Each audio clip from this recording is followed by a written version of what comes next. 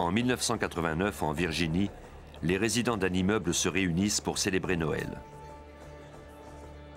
Pour Melissa Brannon, 5 ans, cette fête est très importante. Puis, tout à coup, l'enfant disparaît. D'importantes recherches sont immédiatement organisées. Le service de police ainsi que la population locale mettent leurs efforts en commun pour la retrouver avant qu'il ne soit trop tard.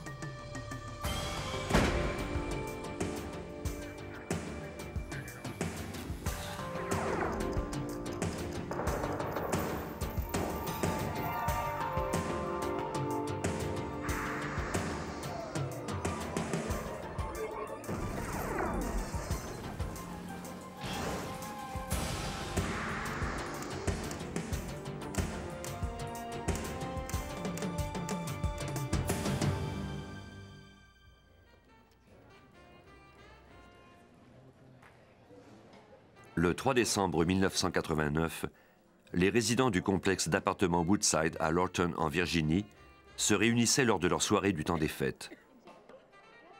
Bien que l'immeuble fût grand, tout le monde se connaissait. La majorité des activités organisées étaient axées sur le thème de la famille. Les enfants adoraient participer à cette fête car ils y recevaient des cadeaux.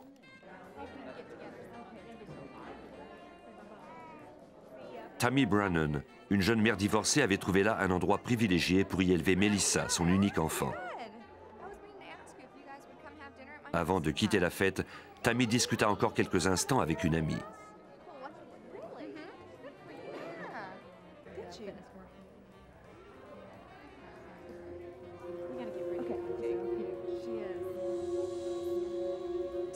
Melissa échappa à son attention pendant quelques secondes. Le cauchemar venait malheureusement de commencer.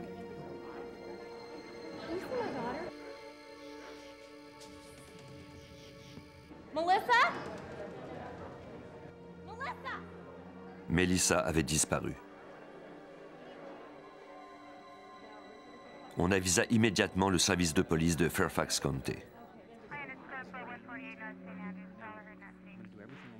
Le détective Bill Wilden promit à Tammy de faire tout en son pouvoir pour retrouver l'enfant. Les agents questionnèrent tous les invités. Personne ne se rappelait avoir vu Melissa quitter les lieux, ni même s'approcher de la porte de sortie. Richard Rappaport, le responsable des recherches au service de police de Fairfax, prêta main forte au détective Wilden pour organiser les recherches. C'est lui qui se chargerait de l'enquête.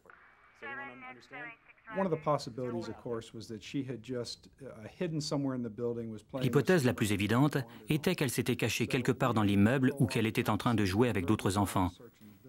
Les agents ont donc commencé par fouiller l'immeuble en entier puis les environs. Cette nuit du 3 décembre était très froide. Je crois qu'une enfant de 5 ans sans vêtements chauds n'aurait pas survécu dehors tellement il faisait froid.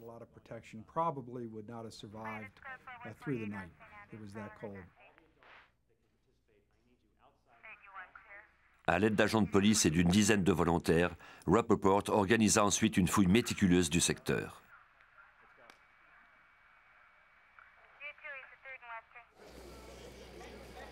Ils se mirent immédiatement au travail. À eux se joignirent une centaine de voisins, d'autres policiers, ainsi que des militaires dont la réserve était située à Fort Belvoir. La plupart des volontaires étaient eux-mêmes parents. Ils n'avaient qu'un seul but, retrouver au plus vite Melissa. Ils espéraient retrouver l'enfant égaré dans la forêt et appelant sa mère à l'aide.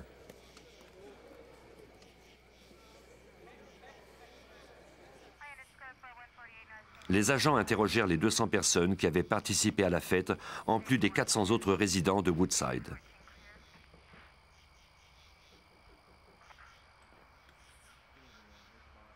Il y avait plusieurs appartements, mais la plupart des locataires connaissaient la fillette. La nouvelle de sa disparition avait ébranlé tout le monde.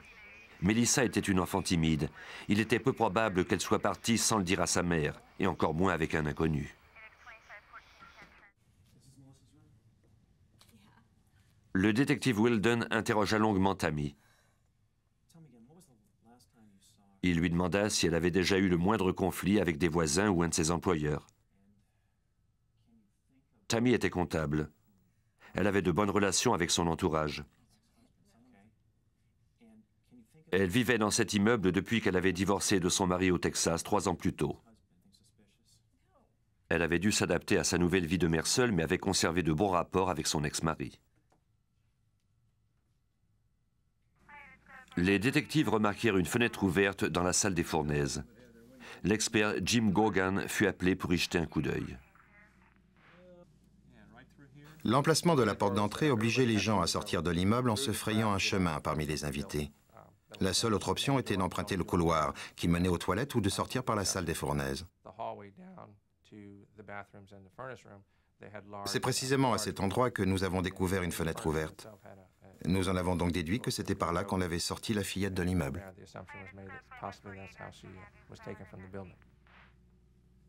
Il était possible que Melissa ait été enlevée. Du coup, l'affaire devenait plus complexe.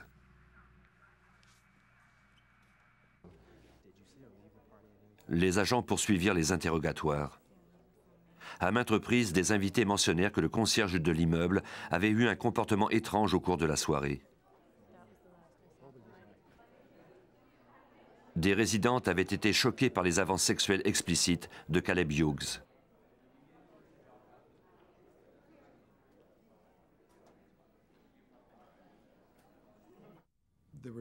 La fillette avait peut-être été enlevée par un homme qui voulait abuser d'elle sexuellement.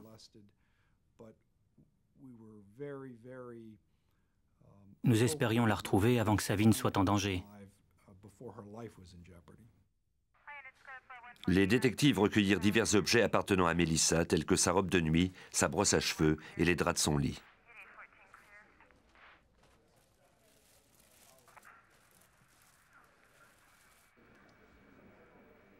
Pendant ce temps, d'autres policiers poursuivaient l'interrogatoire des invités. Le nom de Caleb Hughes fut mentionné à plusieurs reprises.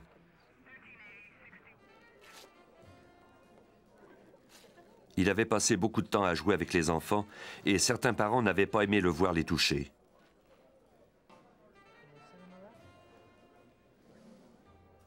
Il y avait quelque chose de profondément dérangeant dans son comportement. Il n'était pas aussi bien vêtu que le reste des invités pendant la fête. Il portait ses vêtements de travail. Il a bavardé avec des résidents qu'il connaissait un peu, puis il a passé du temps à parler avec la mère de Melissa. Il lui a offert d'emmener la fillette avec d'autres enfants aux toilettes, si jamais ils avaient besoin d'y aller.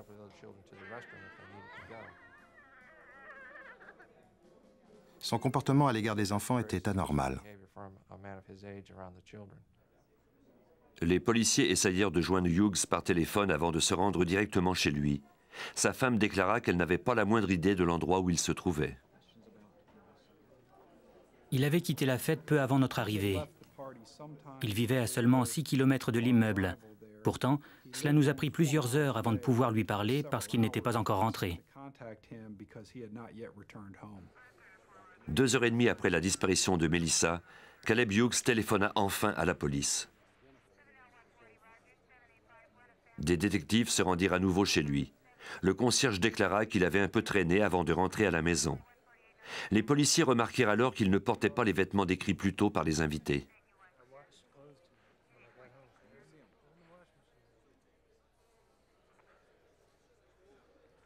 Hughes les avait mis dans la machine à laver avec une paire de chaussures de course, une ceinture de cuir et un étui de couteau. Il n'y avait cependant aucune trace de l'arme.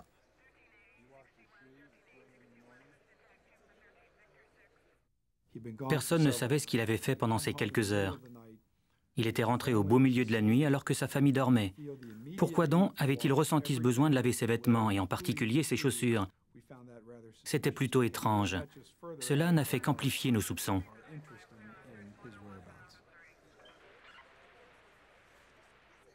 Comme Hughes semblait réticent à parler devant sa femme, les policiers le conduisirent au poste de police pour poursuivre son interrogatoire. Il refusait peut-être de parler chez lui parce qu'il avait une maîtresse.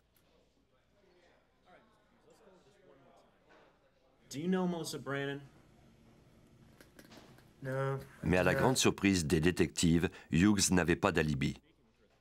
Il déclara ne pas connaître Melissa Brannon. Il avait traîné en route après s'être acheté 6 bières, puis avait décidé de laver ses vêtements une fois rentré à la maison.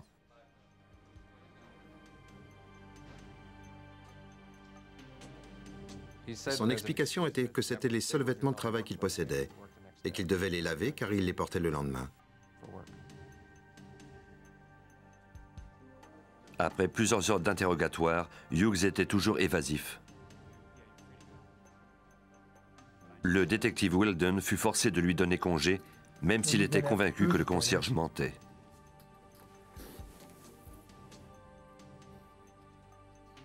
Pour le moment, il était le principal suspect dans la disparition de Melissa Brannan.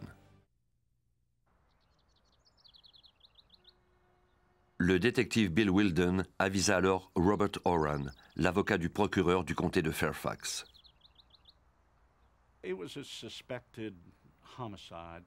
Tout portait à croire qu'il s'agissait d'un homicide. Le suspect avait pourtant réagi d'une façon très étrange.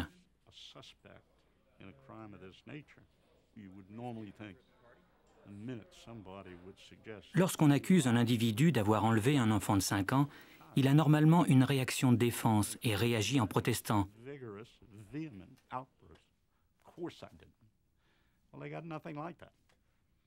Mais Hughes n'a pas eu cette réaction. Il a même mis Wilden au défi de le prouver. Son comportement était vraiment suspect.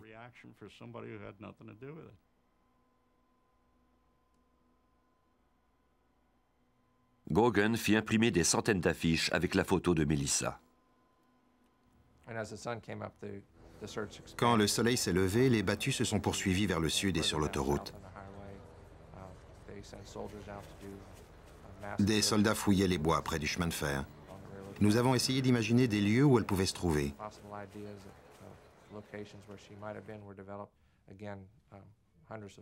Une fois encore, des centaines de personnes ont été mises à contribution.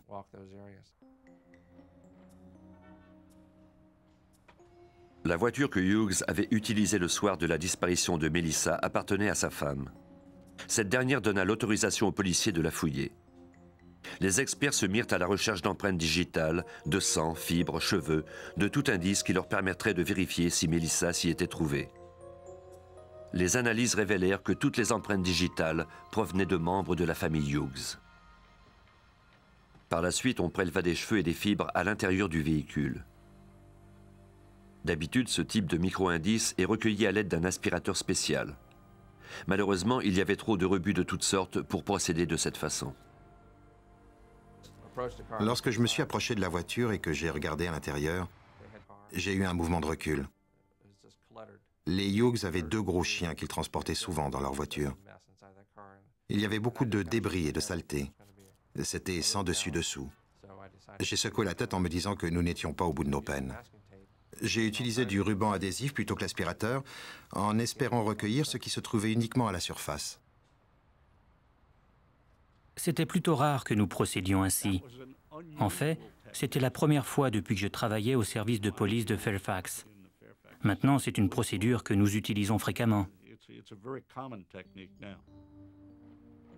Gogan plaça ensuite les rubans adhésifs entre des feuilles de plastique transparent pour les examiner au microscope. Pendant que les experts poursuivaient l'examen du véhicule, les médias s'emparèrent de l'histoire de la disparition de la fillette. Le soir de la fête, Melissa portait un chandail bleu en acrylique orné du personnage de Big Bird. Elle avait des collants rouges, une jupe à carreaux rouges et une veste rose. J'ai remarqué des fibres roses et bleues sur le ruban adhésif, et ça m'a paru intéressant. En même temps, j'étais un peu inquiet car je savais qu'il nous faudrait retrouver les vêtements de la fillette pour procéder à une comparaison. Sans cela, il serait pratiquement impossible de tirer des conclusions. Gogan aspergea l'intérieur du véhicule de luminol et découvrit des traces de sang sur le volant, les pédales et la moquette. Lorsqu'on soumet une partie traitée au luminol à un éclairage spécial, les taches de sang deviennent fluorescentes. Ce produit est très utile pour retrouver des traces de sang, mais il peut cependant détruire certaines marques génétiques de l'échantillon. Lorsque j'ai vaporisé le produit sur le volant, j'ai obtenu une réaction chimique. La même chose sur les pédales. J'ai ensuite recueilli le sang à l'aide d'un coton-tige. Hughes avait lavé ses chaussures, mais les experts du laboratoire parvinrent tout de même à déceler des taches de sang sur les semelles. Lorsque les policiers m'ont remis les vêtements du suspect, j'ai remarqué des entailles sur ses semelles et j'ai tout de suite trouvé ça louche. Le lien était facile à faire. Il avait tailladé ses semelles et comme par hasard, j'avais trouvé du sang sur l'accélérateur de sa voiture. Caleb Hughes avait-il tenté de dissimuler des preuves pour ne pas être associé à un crime aussi crapuleux? Après la découverte de sang dans la voiture du suspect, les détectives espéraient obtenir une confession de Hughes. Ils lui demandèrent de passer le test du détecteur de mensonges. Ce dernier ne parvint jamais à expliquer la présence d'entailles récentes sur ses semelles, ni où il se trouvait pendant les 2h30 entre son départ de l'immeuble et son arrivée à la maison. Il n'a jamais donné d'explication. Il ne faisait que répéter qu'il avait traîné en chemin. C'est tout ce que nous avons pu en tirer. Lors du test de détecteur de mensonges, Hughes nia avoir tué Melissa, mais l'expert Rick Daniel sut qu'il mentait. On lui a montré des photos. Il a nié formellement avoir vu cet enfant. Il a nié la connaître.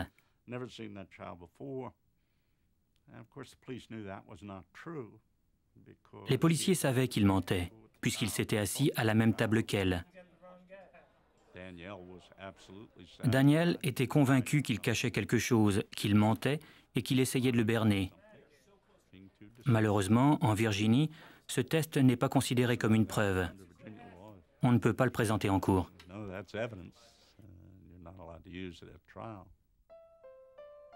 Les détectives étaient convaincus de la culpabilité de Hughes.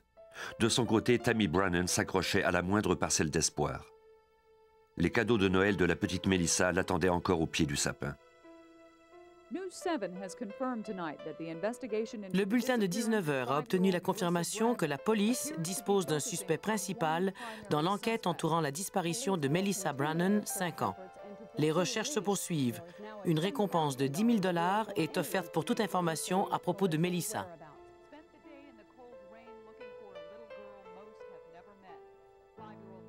L'attente était insupportable pour Tammy Brannan et ses parents. La disparition de la fillette avait plongé la petite localité dans le désarroi pour la seconde fois.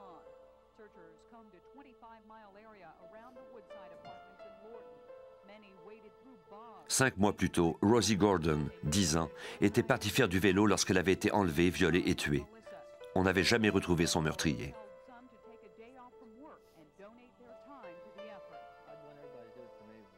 La mère de Rosie ne tarda pas à apporter son soutien à Tammy Brannan.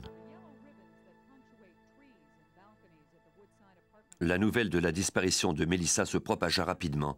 La population montra son appui à la jeune mère en ornant les arbres de Noël de rubans jaunes symboliques. Tammy était une mère merveilleuse. Elle adorait sa fille et la protégeait. Melissa était sa seule enfant. Tous ces éléments mis ensemble ont touché le cœur des gens. Ils s'identifiaient à la famille Brannan et étaient de tout cœur avec elle.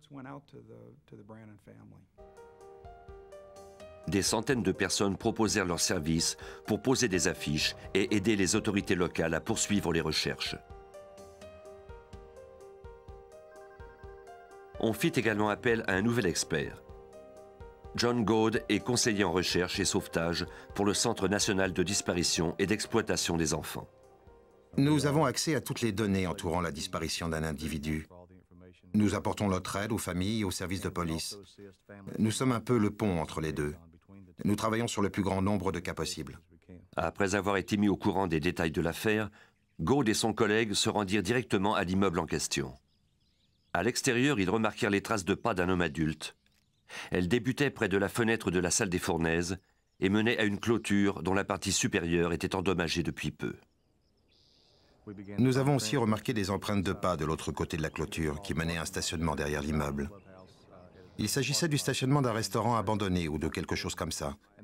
Les traces s'arrêtaient là.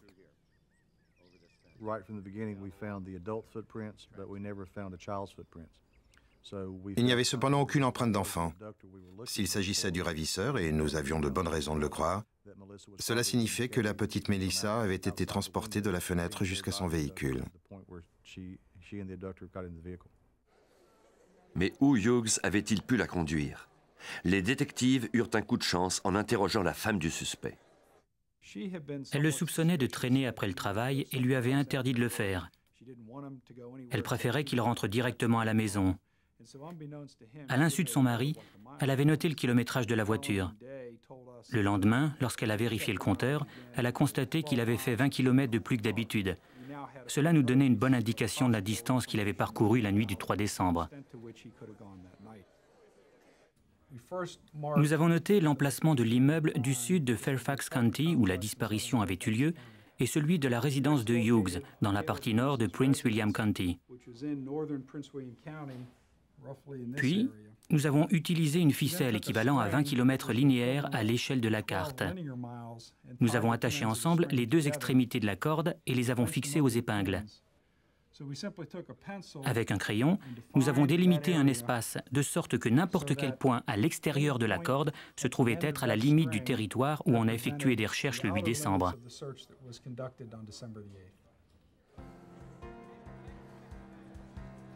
Quelques jours après la disparition de Melissa Brannon, une nouvelle battue fut organisée dans un rayon de 40 km² avec l'aide de l'armée, des services de police, de la patrouille aérienne et de la garde côtière. Au total, 500 volontaires avaient accepté d'y participer. Nous disposions de plusieurs dizaines d'équipes qui comptaient chacune des policiers d'expérience, des civils et des militaires. Ils effectuaient des recherches méthodiques dans des secteurs bien définis. Chaque secteur avait été séparé en sous-sections et une équipe le ratissait. La consigne était stricte. Si quelqu'un trouvait le moindre indice, il devait le noter et surtout ne pas y toucher. Nos équipes d'experts judiciaires devaient ensuite se rendre sur les lieux et examiner les indices.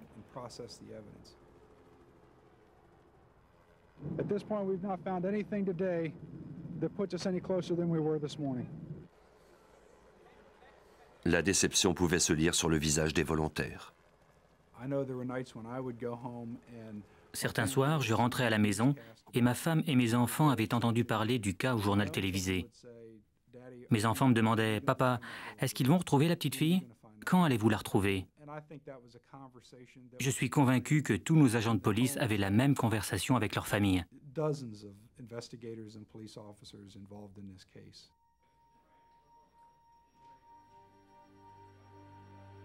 Pendant que les recherches se poursuivaient, Gogan s'adressa au FBI pour faire analyser les indices qui avaient été recueillis dans la voiture du suspect.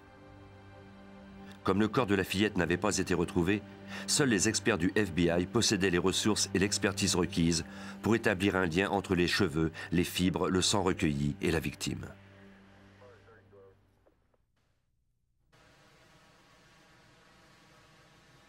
L'agent Doug Diedrich du service des micro-indices du FBI était chargé d'examiner les éléments que lui avait apportés Gogan.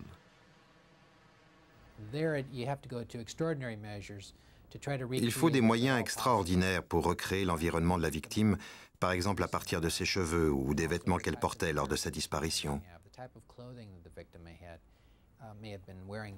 C'est ce qui est le plus difficile. Tant que le corps de la fillette ne serait pas retrouvé, il serait pratiquement impossible de faire accuser Caleb Hughes, à moins de trouver des preuves irréfutables de sa culpabilité.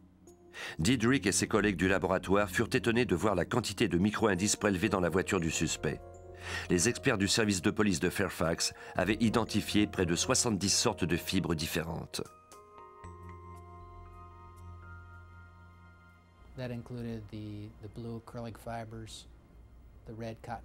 Cela incluait des fibres d'acrylique bleu, des fibres de coton rouge, des poils de lapin noir et, je crois, 2 ou 3 cheveux. Cela peut sembler peu, mais c'était monumental. De leur côté, les agents du FBI commencèrent leur propre enquête.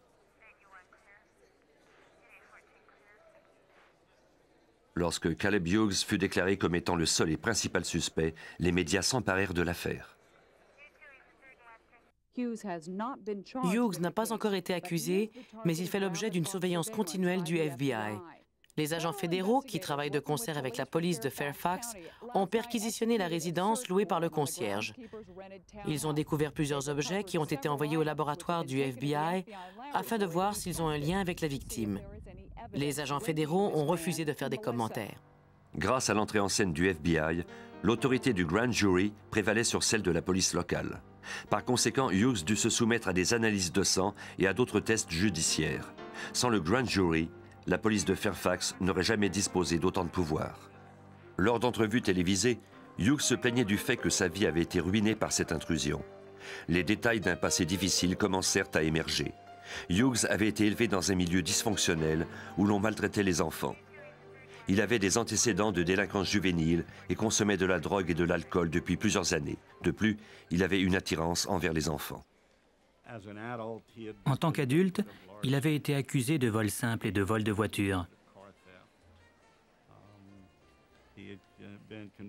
Il avait également été reconnu coupable d'avoir entraîné un mineur à commettre des actes de délinquance. Nous avons découvert qu'il passait beaucoup de temps avec les enfants. Aucun d'entre eux n'était aussi jeune que Melissa. Il s'agissait plutôt de jeunes adolescents.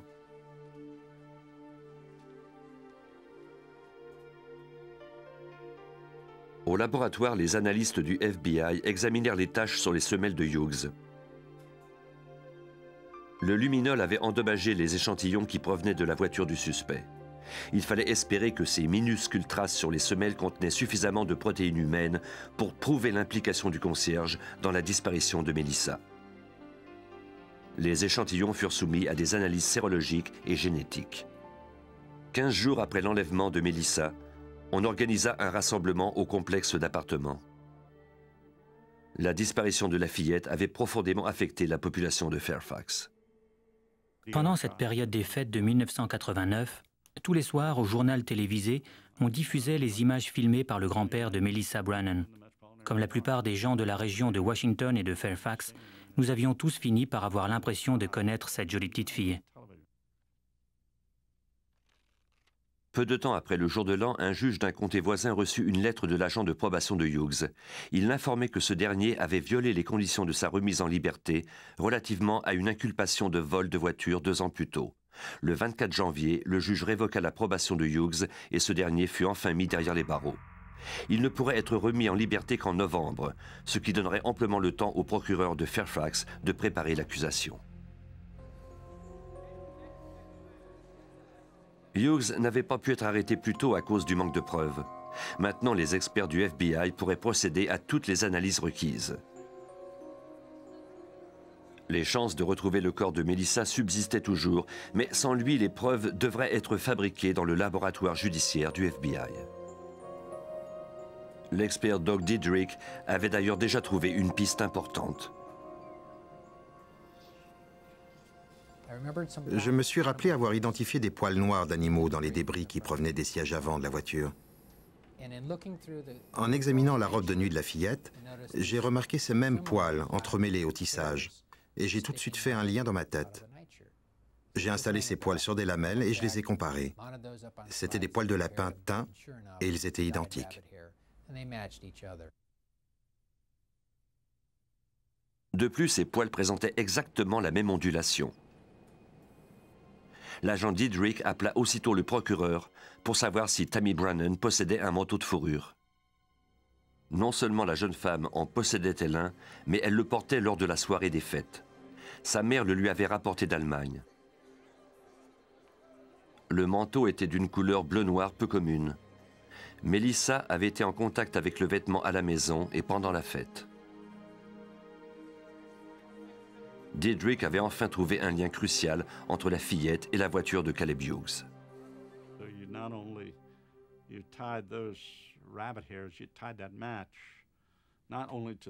Ces poils nous permettaient de relier entre eux le manteau de la mère, la robe de nuit de l'enfant et la banquette avant de la voiture du suspect. Les semaines passèrent et le nom de Melissa disparut des médias. La vie avait repris son cours à Fairfax County, même si Tammy Brannan n'avait pas encore retrouvé son enfant.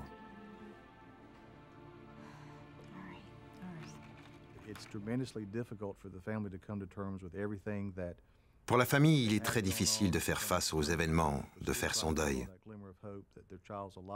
On s'accroche à l'espoir que l'enfant est encore en vie, alors qu'on sait bien que c'est peu probable et qu'on ne retrouvera sans doute jamais son corps. Tammy devait maintenant faire face à la triste réalité. Melissa était vraisemblablement morte. Nous voulions résoudre cette enquête, mais pas seulement dans le sens d'identifier et de faire juger un suspect. Nous voulions vraiment répondre aux questions, découvrir ce qui était arrivé à Melissa Brannan ce soir-là et pourquoi. Ces questions hantaient Tammy Brannan. Elle était dépressive et incapable d'aller travailler. Elle restait chez elle à attendre. L'agent Diedrich avait examiné les fibres d'acrylique bleu et rouge recueillies sur le siège du passager par Jim Gogan. Au premier coup d'œil, ces fibres correspondaient à la description des collants rouges et du chandail orné d'un Big Bird que Melissa portait le soir de sa disparition. Malheureusement, sans ces vêtements, il ne pouvait pas effectuer de comparaison. Il était dans l'impasse. Je suis rentré à la maison et j'en ai parlé à ma femme. Selon elle, s'il y avait un Big Bird sur le chandail et non un Winnie the Pooh, c'est qu'il provenait de la chaîne de magasins JCPenney. Nous avions nous aussi des enfants du même âge. Diedrich demanda à sa femme si elle avait conservé des vieux catalogues des années précédentes. Elle lui répondit qu'elle avait conservé celui de Noël. L'expert fut stupéfait d'apercevoir une photo de la réplique exacte de l'ensemble que portait la petite Melissa. Les agents du FBI téléphonèrent au responsable de JCPenney. Cela faisait maintenant plus de 2 mois que Tammy Brannan attendait un téléphone qui lui donnerait des nouvelles de sa fille. Puis, de façon inattendue, la sonnerie se fit entendre. Un homme lui révéla qu'il détenait Melissa et qu'il la lui rendrait le lendemain en échange de la somme de 75 000 $. Sinon, avait-il dit, sa fille en subirait les conséquences.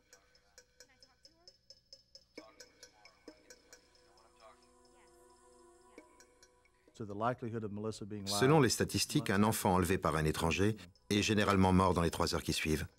La probabilité que Melissa soit encore en vie après autant de temps était presque nulle. Tammy appela immédiatement sa mère, mais le détective Wildon l'a mis en garde de ne pas se faire de faux espoirs. Le détective Wildon avait donné son accord à Tammy Brannan pour coopérer avec le ravisseur en espérant que s'il détenait vraiment l'enfant, il la remettrait à sa mère vivante. Les manœuvres d'extorsion sont sous la juridiction du fédéral aux États-Unis. Ce sont donc des agents du FBI qui orchestrèrent le dépôt de la rançon. L'escouade spéciale était prête à passer à l'action lorsque 2 jeunes hommes se présentèrent dans le stationnement pour ramasser l'argent.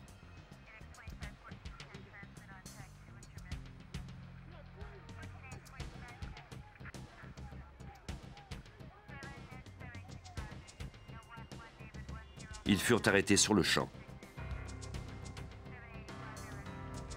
Mais détenait-il vraiment Melissa?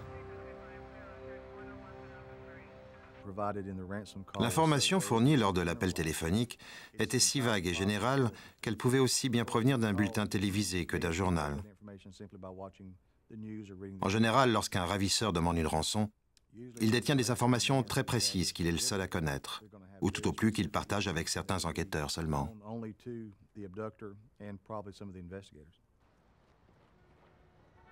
Les 2 jeunes hommes étaient d'anciens étudiants. Ils avaient partagé une chambre sur le campus de l'université de la région. Ils avaient vu dans l'affaire Brannan la possibilité de se faire de l'argent facilement. Ils furent trouvés coupables de 5 chefs d'accusation, dont conspiration et manœuvre d'extorsion. C'était un canular de très mauvais goût. C'était vraiment horrible de penser que quelqu'un pouvait délibérément faire souffrir une mère ainsi.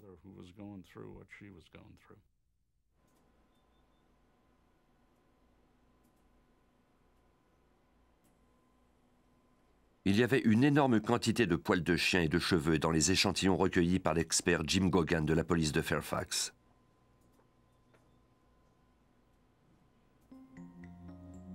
Les experts du FBI trièrent minutieusement tous ces micro-indices et découvrirent enfin un cheveu différent de tous les autres. Le cheveu était blond clair et correspondait exactement à ceux qui avaient été prélevés sur la brosse à cheveux de Melissa. Par cette analyse de cheveux, Dietrich en était à sa deuxième découverte importante dans l'enquête, mais il n'était pas encore parvenu à comparer les fibres recueillies dans la voiture de Hughes aux vêtements de la petite Melissa. L'ensemble de la fillette avait été conçu spécialement pour Noël et n'était plus en stock. Les responsables de JCPenney donnèrent au FBI la liste des clients qui les avaient commandés par catalogue.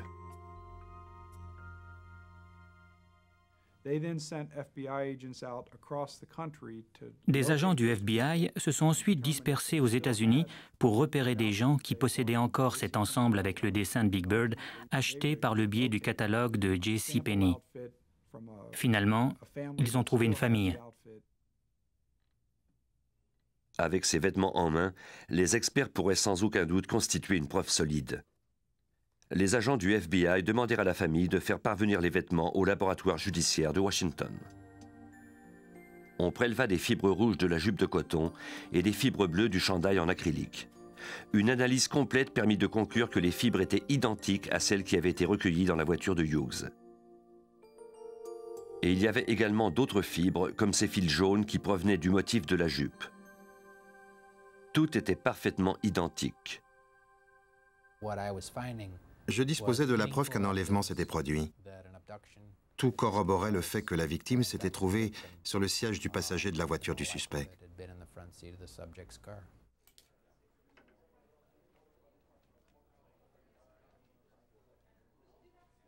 Grâce à ces nouvelles preuves, la poursuite pouvait désormais procéder à la reconstitution des événements.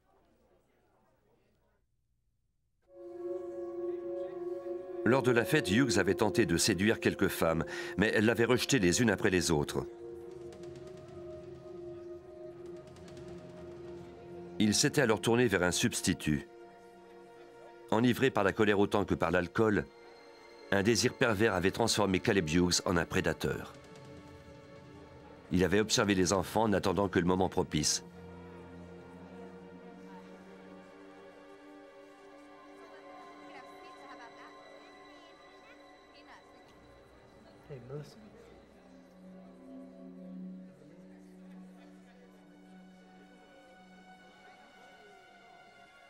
Dès qu'il en avait eu l'occasion, il avait saisi la petite Melissa Brannan.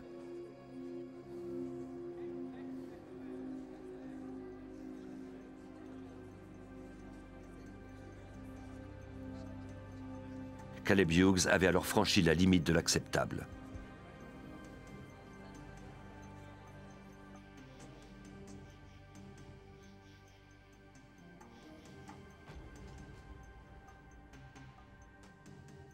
L'analyse des vêtements constituait une preuve solide et permettrait à coup sûr de garder ce meurtrier derrière les barreaux.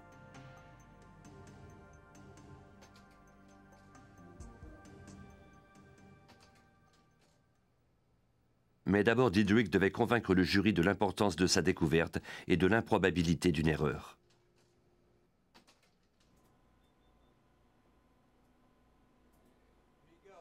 Il demanda à ses collègues de lui prêter tout vêtement fait d'acrylique bleu qu'il possédait. Il en recueillit plus d'une centaine. L'objectif était de vérifier si les fibres recueillies dans la voiture de Hughes pouvaient ressembler à l'un de ses vêtements. La réponse était non.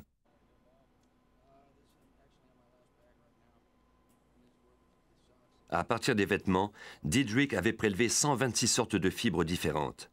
Il effectua pas moins de 7983 comparaisons avec celles qui provenaient de la voiture de l'accusé. De toutes ces analyses, un seul vêtement correspondait exactement aux fibres de la voiture. Il s'agissait du chandail bleu orné du personnage de Big Bird. Lorsqu'on trouve deux objets identiques, c'est très révélateur. Ce n'est pas un hasard. En général, cela signifie quelque chose. Bien sûr, on ne peut nier le fait que cela pourrait être une coïncidence, mais après toutes mes années d'expérience, je crois beaucoup moins au hasard.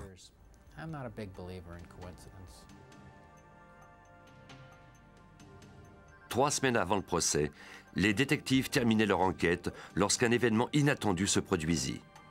Dans un comté voisin, des policiers avaient découvert le corps d'un enfant dans un boisé situé sur le terre-plein central de l'autoroute 95.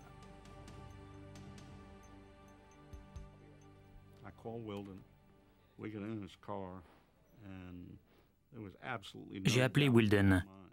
Nous sommes partis à bord de sa voiture. Nous étions sûrs que c'était ça. Hughes connaissait très bien ce secteur. Il y avait déjà passé du temps. J'étais convaincu d'être sur la bonne piste. Ce terre-plein était large et densément boisé.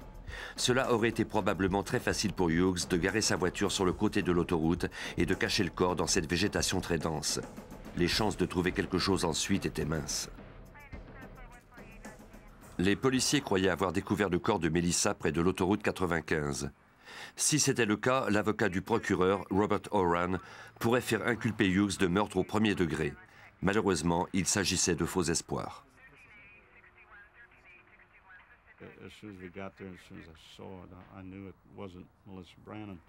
Dès que nous sommes arrivés sur les lieux, j'ai regardé les ossements et j'ai su que ce n'était pas Melissa Brannon. Elle avait des bagues sur 3 de ses doigts. C'était une jeune fille âgée entre 12 et 14 ans et son corps se trouvait là depuis 2 ans. La jeune fille ne fut jamais identifiée. Près d'1 an après la disparition de Melissa, Hughes fut enfin accusé de son enlèvement par le grand jury. Il fut transféré de la prison de Prince William à celle de Fairfax County. Oran avait retardé son accusation le plus possible dans l'espoir qu'on finisse par retrouver le corps de la fillette.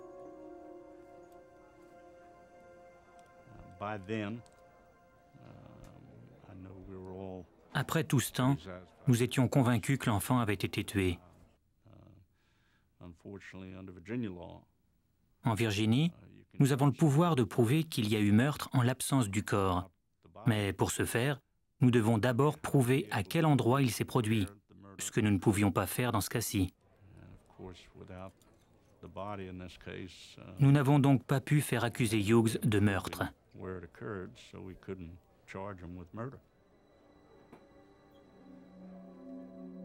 Le chef d'accusation le plus grave qu'on pouvait porter contre lui était enlèvement avec intention d'abus sexuel. Hughes plaida non coupable. Il n'y avait guère de personnes dans Fairfax County à croire que Melissa était encore vivante. Mais tous, et en particulier Tammy Brannon, ressentaient le besoin de savoir ce qui s'était réellement passé et désiraient que justice soit rendue. C'est très important pour la famille d'obtenir des réponses, de savoir exactement ce qui s'est produit, même si c'est difficile à entendre. Ils veulent comprendre ce qui est arrivé à l'enfant à l'aide d'informations concrètes. C'est nécessaire pour faire son deuil et pouvoir ensuite continuer à vivre. Grâce aux nombreuses analyses de Diedrich, Robert Oran était confiant de réussir à convaincre le jury de la culpabilité de Hughes. Le procès débuta le 26 février 1991. L'accusation de Oran était axée sur le fait que Hughes avait affiché un comportement sexuel déviant lors de la fête. Il fit témoigner plusieurs femmes et les interrogea sur les propositions sexuelles explicites que le suspect leur avait faites. Certaines d'entre elles déclarèrent l'avoir aperçu en train de jouer avec Melissa ou de lui parler peu avant sa disparition.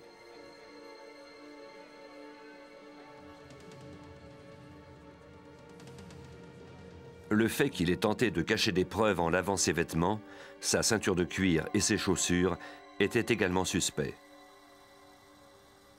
De plus, il n'était jamais parvenu à expliquer d'une façon crédible les entailles sur les semelles de ses chaussures, ni l'emploi de son temps au cours des 2h30 qui s'étaient écoulées entre son départ de la fête et son arrivée chez lui. La défense devait expliquer ce qui s'était produit pendant ce laps de temps. Ils n'y sont jamais parvenus. S'ils y étaient parvenus, ils nous auraient porté un coup fatal. Nous n'aurions certainement pas remporté la cause. Les analyses du sang sur les chaussures n'étaient pas concluantes. Cependant, la poursuite put démontrer la parfaite concordance des poils de lapin, des cheveux et des fibres recueillies. La défense riposta en déclarant qu'il ne s'agissait que de preuves indirectes. Ces preuves étaient peut-être indirectes, mais elles demeuraient tout de même incriminantes.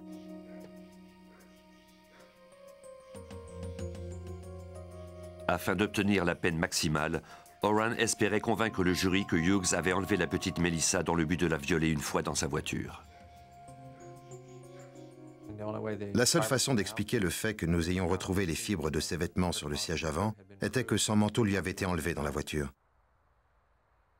Hughes n'avait qu'une seule raison pour déshabiller la fillette, et c'était de la violer. La vérité, c'est que cette fillette de 5 ans était assise dans le véhicule contre son gré.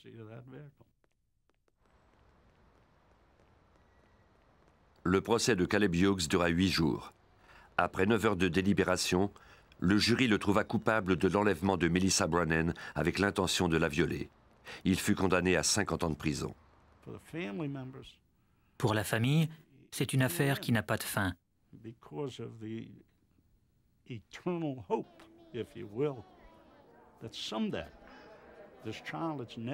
Comme le corps de l'enfant n'a jamais été retrouvé, ils espèrent toujours qu'il réapparaîtra. C'est très difficile pour eux.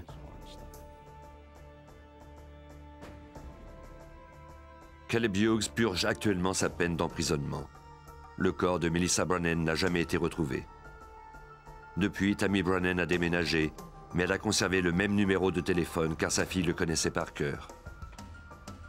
Elle espère encore qu'un jour le téléphone sonnera et que Melissa sera au bout du fil.